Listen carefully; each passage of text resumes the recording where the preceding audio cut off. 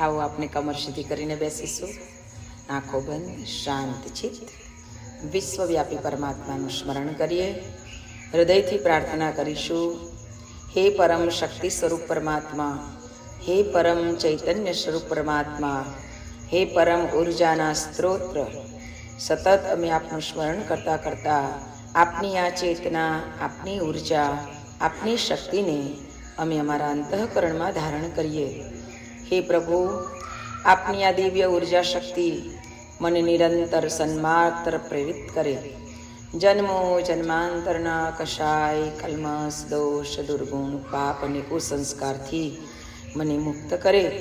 मारू मन हृदय अंतःकरण सदैव परम ब्रह्म चैतन्य शक्ति ने पामी निरंतर आनंद में, परम आनंद में, परम शांति में विचरण करे। एवी हृदयनी मंगल भावना साथे सौना कल्याणनी कामना करता एक साथे एक स्वर में स्वस्वर गायत्री महामंत्रનું ઉચ્ચારણ કરીશું। ओम भूर्भुवः स्वः तत्सवितुर्वरेण्यं भर्गो देवस्य धीमहि धियो यो नः प्रचोदयात्। अज्ञानतिमिरान्धस्य ज्ञानाञ्जनशलाकया चक्षुरुन्मीलितं येन तस्मै श्रीगुरवे नमः। या देवी सर्वभूतेषु मातृरूपेण संस्थितां नमस्तस्यै नमस्तस्यै नमस्तस्यै नमो नमः। नमस्तस्यै नमस्तस्यै नमस्तस्यै नमो नमः। परम पूज्य गुरुदेव परमन्य माताजी, आद्य शक्ति वेद माता देव माता विश्व माता माँ गायत्रीना पावन सानिध्य में संरक्षण में सर्व उपस्थित साधकगण, सर्व परिजन भाई बहनों, आप सौना अंतःकरण में विराजित परम चैतन्य स्वरूप परमात्मा ने मारा कोटि कोटि वंदन। सौने जय गुरुदेव। आजनो पवित्र पावन दिवस कहेवाय, एकादशीनो दिवस, कामदा एकादशी। आजना दिवसे आपणाथी जेटલું પણ પુણ્ય કાર્ય થાય, જેટલું સત્કાર્ય થાય એટલું આપણે કરવું જોઈએ। પણ આપણી સંસ્કૃતિમાં તમે જુઓ કે એકે એક દિવસનું મહત્વ બતાવવામાં આવ્યું છે।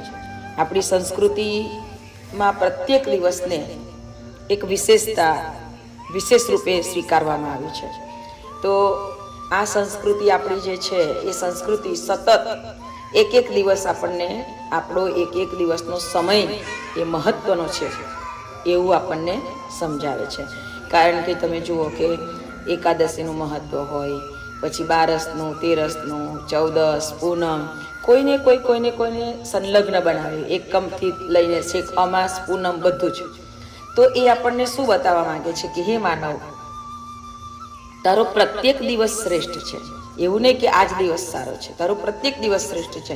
એટલે કે બધા જ દિવસોની અંદર તું એવું કંઈક કર કે તારી જિંદગીના પ્રત્યેક દિવસ મહત્વના બની જાય। આપણે જુઓ કે હમણાં ચૈત્ર નવરાત્રિ અનુષ્ઠાન હતું, તો અનુષ્ઠાન પણ બધાએ ખૂબ સરસ રીતે પરિપૂર્ણ કર્યું। અને એની સાથે સાથે તમે જુઓ કે નવમ એટલે કે રામનવમીનો દિવસ આવે એટલે રામ ભગવાન શ્રી રામ આજે હજારો હજારો વર્ષ પહેલાં આ ધરતી ઉપર આવ્યા હતા, અવતરિત થયા હતા, પણ એમને પોતાના જીવનને એવું કેટલું ઉત્તમ જીવીને ગયા કે 5000 વર્ષ થયા તો આપણે એમને ભૂલતા, 5000 નહીં જે થયા હશે તે, પણ આજે હજી પણ આપણે એમને ભૂલતા નથી। આપણી ત્રીજી ચોથી પેઢીને યાદ કરવી હોય ને તો એ શોધવું પડે નામ કે કયા દાદા હતા ખબર નથી। હે, જેનું લોહી આપણી અંદર, એનો કોઈને કોઈ અંશ આપણી અંદર છે, છતાં પણ આપણી ચોથી કે પાંચમી પેઢી સુધી આપણને યાદ હોતું નથી। જ્યારે પ્રભુ શ્રી રામને આપણે કેટલા સ્મરણ કરીએ, ભગવાન કૃષ્ણને કેટલા સ્મરણ કરીએ, કેમ? તો કે માનવ જન્મ લઈને આવ્યા, માનવ રૂપે અવતરિત થયા, પરંતુ માનવથી હટીને એમને એટલા બધા વિશેષ ઉત્તમમાં ઉત્તમ અને અતિ ઉત્તમ એવા કર્મ કરીને અહીંયાથી ગયા। એટલે આપણે બધા જ એમને ખૂબ સરસ રીતે સ્મરણ કરીએ છીએ। તો કહેવાનો મતલબ કે આપણે આ જીવનને ખૂબ સરસ બનાવવું જોઈએ અને બધાએ આ દિવસો દરમિયાન રામકથાની પ્રબળ પ્રેરણા ખૂબ સરસ રીતે વાંચન કર્યું. ધન્યવાદ છે બધાને કે જેમને રામકથાની પ્રબળ પ્રેરણાને વાંચી. આપણે જો આના બેને આપણને આવું કંઈક કોઈને કોઈની સાથે જોડી દીધા ને એટલે આપણને આ વાંચવાનું થયું. બાકી આપણે વાંચત, આપણે આપણા કામમાંથી જ ઊંચા ના આવે અને આ ચોપડી ખોલત પણ નહીં. પણ એક લાવીને મૂકી દે કે ચાલો આપણે આ કરવાનું છે, કોને જોડાવું છે, તો અંદરથી પ્રેરણા થઈ, ભાવ થયો કે ચાલો આપણે જોડાઈએ. અને આપણે જોડાયા તો આપણને કેટલું સરસ રામ ભગવાનના જીવનની અંદર જે જે પાત્રો આવ્યા, એમને કેવા કામ કર્યા, એમની સાથે શું શું થયું, એનું આપણને એક આછો ચિતાર મળ્યો. અને એના લીધે આપણા મનને એવી ઉત્તમમાં ઉત્તમ પ્રેરણાઓ મળી. આ મન છે ને એ પ્રેરણાની ભૂખ છે. એને મનને સદવિચારોની ભૂખ છે. એટલે મનને સારો વિચાર, સારી પ્રેરણાઓ સતત આપવી જ પડે. ભૂખ્યો માણસ હોય એની પાસે તમે કામ લેવા માંગો તો એ કામ બને નહીં. એને ગુસ્સો આવી જાય, ક્રોધ આવી જાય. એમ આપણું મન પણ તમે એને જે જોઈતું હોય તે ના આપીએ આપણે, એટલે પછી આડું અવડું એની જયા કરે. અને એની અંદર જે ખોટું ગયું હોય એ બધું ખોટું પછી આપણી વ્યવહારમાં આવે અને એને લીધે આપણું જીવન બગડે. આ તો બહુ જ સાચવીને ચાલવા જેવી વાત છે. કારણ કે આ સંસાર એ તો આસક્તિનો દરિયો છે. આ આસક્તિના દરિયામાં તો સંતો, સાધુ, મહાપુરુષો, ભક્તો બધા જ ક્યારેક ને ક્યારેક ભૂલા પડી જાય. અને આ આસક્તિના દરિયામાં ભૂલા પડી જઈએ એટલે દરિયો તો ડૂબાડી દે. દરિયો આપણને તારે નહીં, અને દરિયો તારે નહીં, આ દરિયો આપણને ડૂબાડી દે, દરિયો આપણને તારે નહીં તો આપણને ઘણી બધી તકલીફ થાય.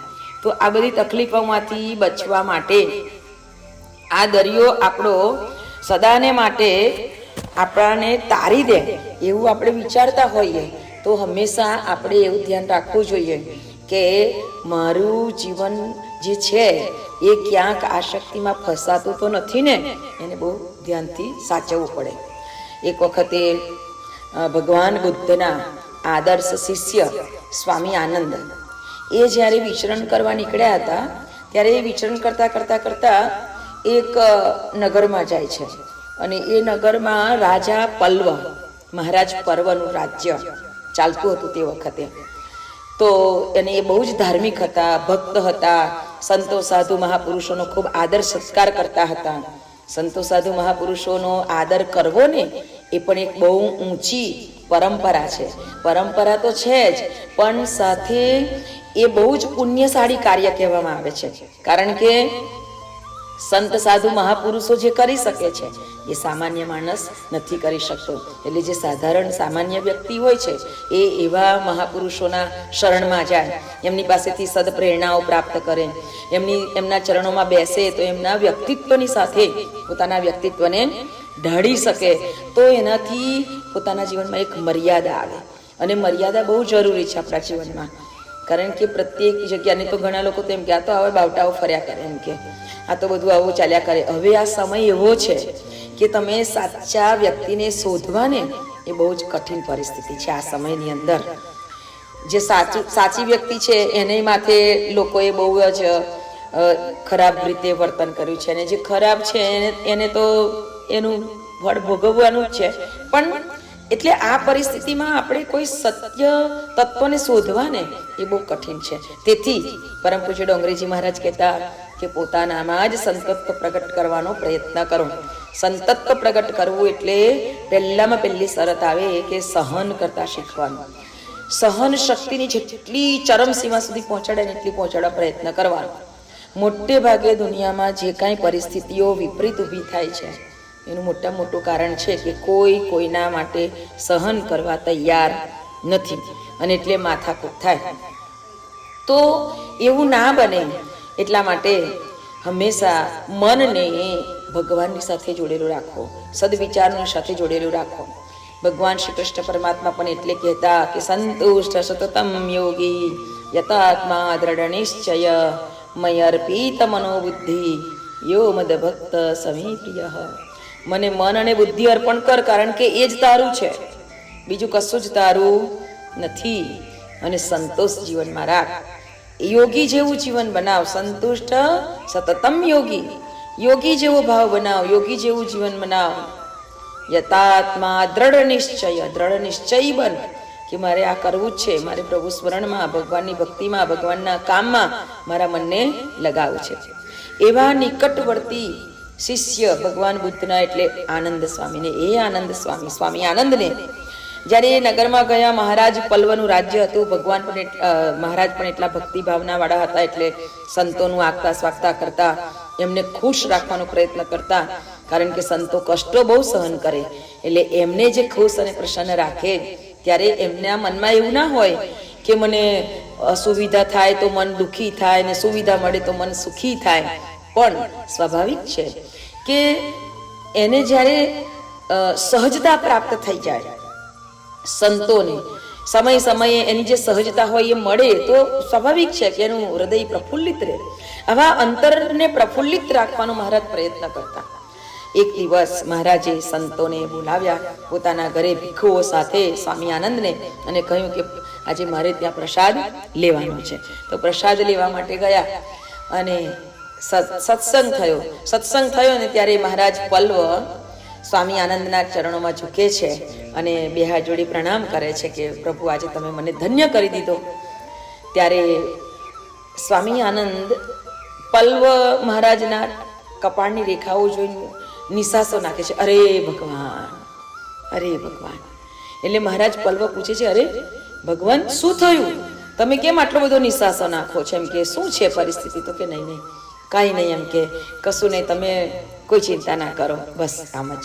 ના મને કહો, એમ કે હું તો આટલી સંતોની સેવા કરું છું, ભક્તિ કરું છું, છતાંય મારા જીવનમાં કંઈક અઘટિત બનવાનું હોય તો મને કશી ચિંતા નથી, એમ કે મને એનું દુઃખ નહીં થાય, કારણ કે હું ભક્તિ કરું છું ને, એટલે મને એનું દુઃખ નહીં થાય. સ્વામી આનંદ કહે છે કે મહારાજ તમે ખરેખર એમ કે સહન કરી શકશો? તો કે હા બોલો.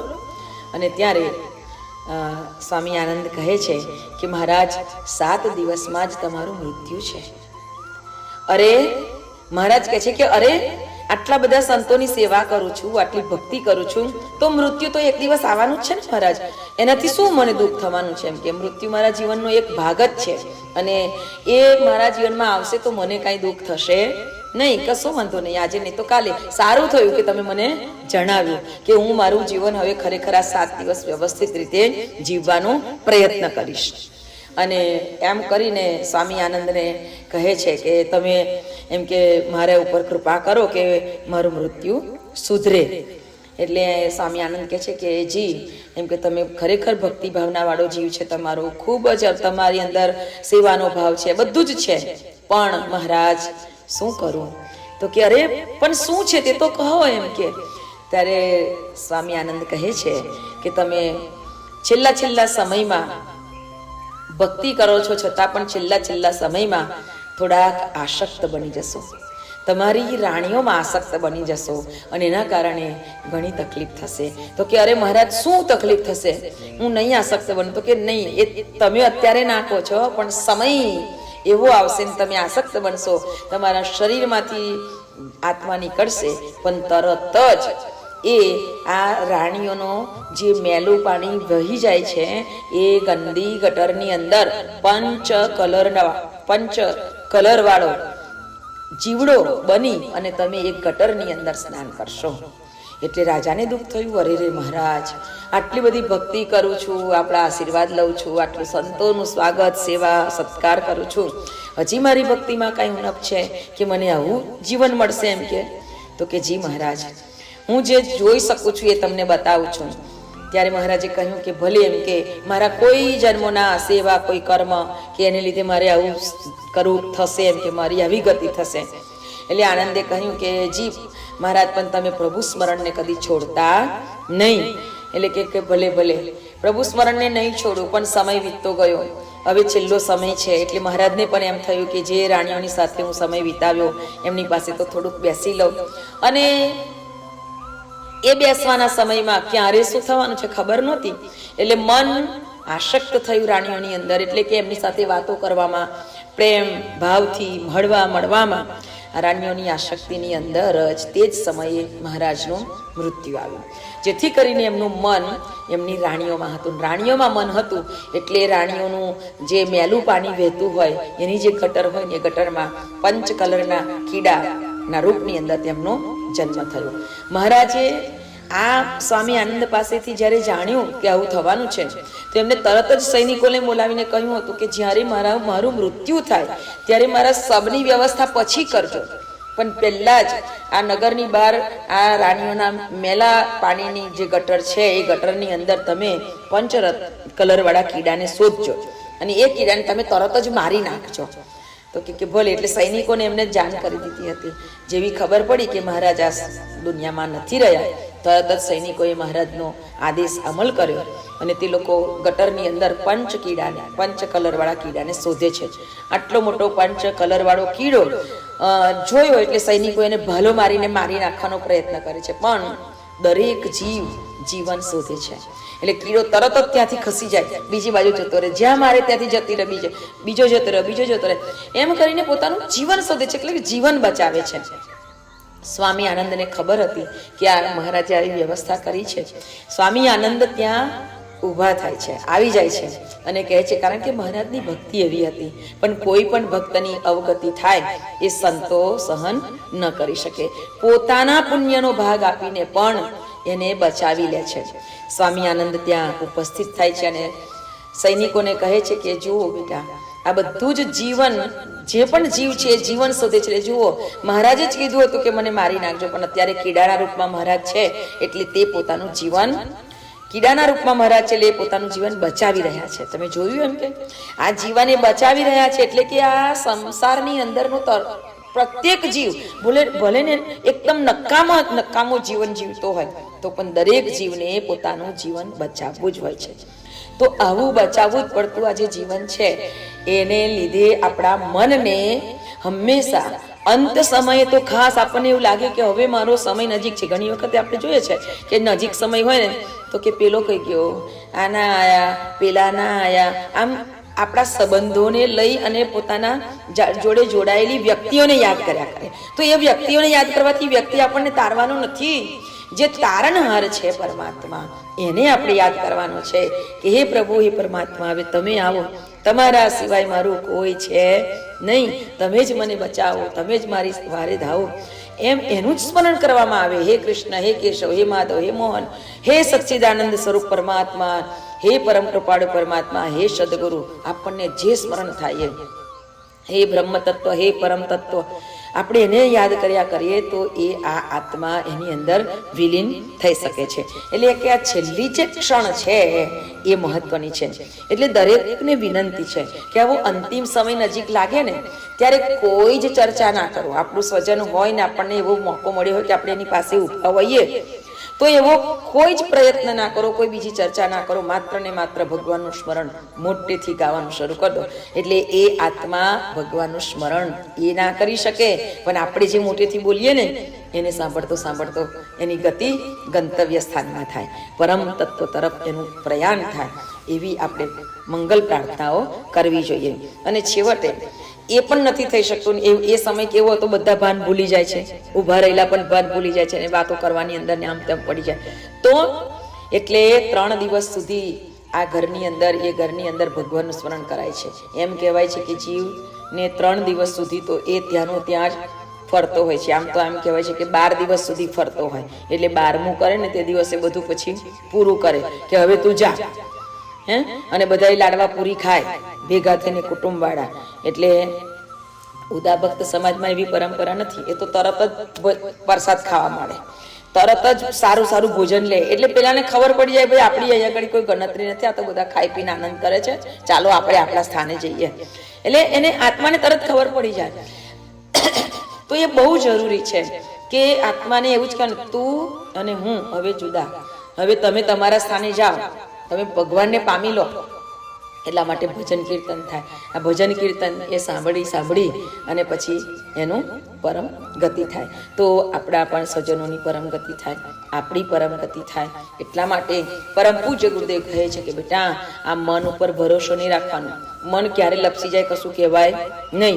એટલે મનને જ સાચવવાનું, મનને જ કેળવવાનું, મનને જ બરાબર સમજાવવાનું કે તારે બીજી કોઈ વાતોની અંદર બહુ દખલગીરી નહીં કરવાની. તારે ભગવાનનું સ્મરણ કરવાનું છે, એનાથી જ આપણો ઉદ્ધાર થવાનો છે. હું મન નથી, હું આત્મા છું, પણ આત્માના કલ્યાણ માટે મનથી જોડાઈને કામ કરવું પડશે. મન થકી આપણાથી જવાશે. આપણી પાસે બધું બહુ સાધન છે, દાળ છે, ચોખા છે, ઘી છે, લોટ છે, બધું છે, પણ શીરો બનાવવો હશે તો પાત્ર જોઈશે. પાત્ર વગર શીરો નહીં બને. બધી જ વસ્તુ હશે તો પણ. એટલે આ પાત્ર છે, આ માધ્યમ છે. લાઈટ ચાલુ કરવી હશે, બધું સરસ કરી દીધું હશે, પણ કરંટ માધ્યમ છે. એ કરંટ આવશે, એ વાયર જોડવો પડે તો કરંટ આવશે. વાયર નહીં જોડે તો કરંટ નહીં આવે. આ વાયર એ મન છે આપણું, એનું કનેક્ટ કરવા માટેનું સાધન છે. તો મન થકી જ આ આત્માનું કલ્યાણ થાય. એટલે મનને બહુ જ સમજાવવું પડે. એટલે કહેવાયું છે ને કે પાણી ઢોળો તો નીચે તરફ જ વહે. એવી જ રીતે મન પણ એવું છે, નીચે તરફ જવાનું હોય. આમ કોઈ મર્યાદા ના પાડવાની હોય, કોઈ અનુશાસન ના પાડવાનું હોય, કોઈની અંદર ના રહેવાનું હોય તો એ ફાવે તેમ જ વર્તવા માંડે. પણ બંધન એ બહુ જરૂરી છે. એટલે પાણીનો સ્વભાવ નીચે વહેવાનો છે, એટલે મનનો સ્વભાવ પણ એવો છે. પાણીને ઉપર ચડાવવા માટે યંત્ર જોઈએ છે, એવી જ રીતે મનને ઉપર ઉઠાવવા માટે મંત્ર જોઈએ છે. એટલે સતત મનને તારનાર જે છે ને એ મંત્ર છે. એટલે મંત્રનું રટન કરતા કરતા કરતા મનને ઉપર ગતિ, ઉર્ધ્વ ગતિ આપવાની છે. તો આપણા સૌના મનને ઉર્ધ્વ ગતિ મળે. હે પરમ કૃપાળુ પરમાત્મા, હે સદગુરુ, અમારા મનને ઉર્ધ્વ ગતિ મળે ને એવી શક્તિ આપો. સતત આપની પ્રેરણાઓથી આ મન ભીંજાયેલું રહે, તરબોડાયેલું રહે એવી અમ પર કૃપા કરજો. કૃપા કરો તો એવી કરજો કે મન તમારામાં લીન રહે. બાકી સંસારની વસ્તુઓ તો સમયે સમયે દરેકને મળતી જ હોય છે. ખાવા પીવા, ઓઢવા પાથરવાનું બધાને મળે છે. આટલું મળે ને તો પણ શાંતિ છે. પણ આપણે જ્યારે આટલું નહીં, આટલું કરીએ તો પછી આપણને કોઈ ભરી શકે નહીં. મોટા મોટા 7-7 માળની હવેલીમાં રહેનાર હોય, ધરાતો નથી, તો પછી એને કોઈ ના ધરવી શકે, એને કદી કોઈ પૂરું ના કરી શકે. તો આપણું મન સંતુષ્ટ સતતમ યોગી જેવું બને એવી જ આજે પ્રભુ પરમાત્માના ચરણોમાં પ્રાર્થના કરીએ. સૌના ઉજ્જવળ ભવિષ્ય માટે, સૌના મંગલમય જીવનની શુભકામના કરતા સૌને જય ગુરુદેવ. આજના વાણી પુષ્પ ગુરુચરણમાં અર્પણ કરું છું.